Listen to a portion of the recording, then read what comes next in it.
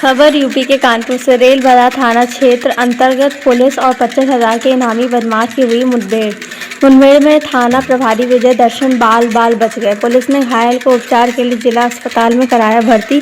आरोपी बलराम राजपूत पुराना history sheeter में उस पर 25 संगीन धाराओं में मुकदमे दर्ज हैं। शहर का बड़ा स्मैक तस्कर और मादक पदार्थ का कारोबारी है।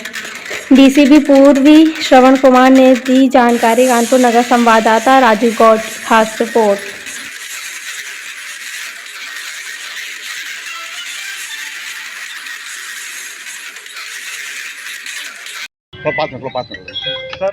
सर आगे एक एनकाउंटर हुआ है, क्या ये देखिए, एक हफ्ता पहले चकेरी में एक मुकदमा लिखा गया था, जिसमें एक व्यक्ति ने लिखा था, लड़के ने, कि जब वो अपनी माँ का इलाज करा रहा था उसी दौरान उसका किडनैपिंग हुई और उस पर हमला हुआ, जिस पे 307 जानलेवा हमला का था, वो मुकदमा लिखा गया था। हमारे एसीपी उसकी चकेरी विवेचना कर रहे थे। जब इसकी डिटेल में हम लोग गए तो इसमें पता चला कि एक बलराम राजपूत करके जो क्रिमिनल है, वो बेसिकली यहाँ का कानपुर का बड़ा नोटोरियस है, स्मैक का, गांजे का बहुत बड़ा एक तरीके से कारोबारी है और इसमें पहले भी गैंगस्टर का बाकी मुकदमे लिखे हैं।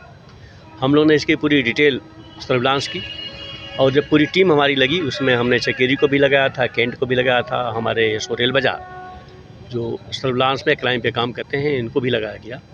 तो उसके मूवमेंट की सूचना मिल रही थी और चूँकि वो किडनैपिंग में जिसको उन्होंने मारा पीटा था उसकी हालत ख़राब थी, वो हाईलाइट में एडमिट था और उसकी माँ ने डिटेल उसके बारे में बताया था कि इसने किया था। हमारी टीम पूरी लगी रही। चूँकि ये मामला स्मैक का था, गांजे का था, तो जैसा कि आप सभी लोग जानते हैं कि हमारे पुलिस कमिश्नर कानपुर सर का विशेष अभियान है कि जो भी ऑपरेशन सुदर्शन के तहत इस तरीके के एनडीपीएस में लगे उन पर सख्त कार्रवाई की जाए। तो पुलिस कमिश्नर सर के निर्देश में और जो ऑपरेशन हमारा सुदर्शन है उसके तहत हमारी पूरी टीम लगी हुई थी। हमारी टीम को ये सूचना मिल रही थी कि मूवमेंट अभी भी कर रहा है यहाँ पे और रेल बाज़ार को भी इसकी डिटेल सूचना मिल रही थी। मेरे द्वारा इनको हिदायत दी गई थी कि चूँकि नोटोरियस हैं, इन पे आप अलर्ट रहना।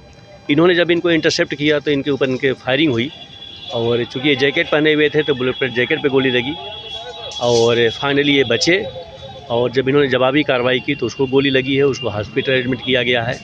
इस पे 25 से ज़्यादा मुकदमे आज की डेट में दर्ज हैं और स्मैक और गांजे का ये बहुत बड़ा सप्लायर है, हिस्ट्री शीटर है, गुंडा है, गैंगस्टर है। तो इस पर हमारी रेल बाजार पुलिस ने कार्रवाई करी। सर कितने लोग थे जब ये अकेले था और इस पर पिस्टल थी, एक होता है ना तमंचा, इस पर पिस्टल थी।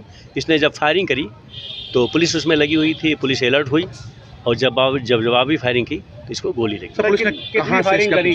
कितनी फायरिंग?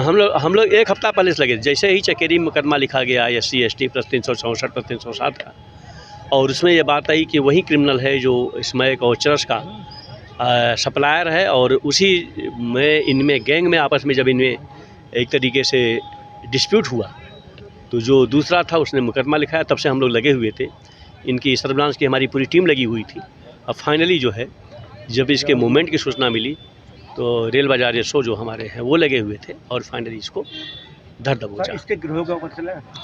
अभी आपने देखा कि कल 10 किलो हम लोगों ने चरस पकड़ा है और उसमें STF भी लगी हुई थी। तो हम लोग जो NDPS के या जो भी मतलब इस तरीके के नारकोटिक्स में लगे हुए हैं, हमारे पुलिस कमिश्नर कानपुर सर का एकदम स्पष्ट आदेश है कि ऑपरेशन सुदर्शन के तहत जो भी इस तरीके के क्रिमिनल हो उस पर सख्त कार्रवाई हो और उनको या तो जेल में भेजा जाए या फिर वो स्टेट छोड़ के। सर पुलिस के आपस में जो मुठभेड़ हुई है जिसके बदमाश के साथ, कितने राउंड फायर हुए हैं, कुछ इसके बारे में? अभी इसकी डिटेल हम पता कर रहे हैं, लेकिन एक मतलब एक अच्छी बात यह है कि हमारे SO को जो गोली लगी है बुलेट पे वो बचे हैं। हमारी टीम पूरी लगी हुई थी, वो बची हुई है। चूँकि ये नोटोरियस है, अच्छा क्रिमिनल है और इस पर करीब 25 से ज़्यादा मुकदमे हैं और कानपुर के सभी लोग जानते हैं कि एक तरीके से हार्डकोर क्रिमिनल है। तो रेल बाजार पुलिस के तरफ बहुत अच्छी कार्रवाई की गई है। 25,000 रुपये का इनाम था। Thank you.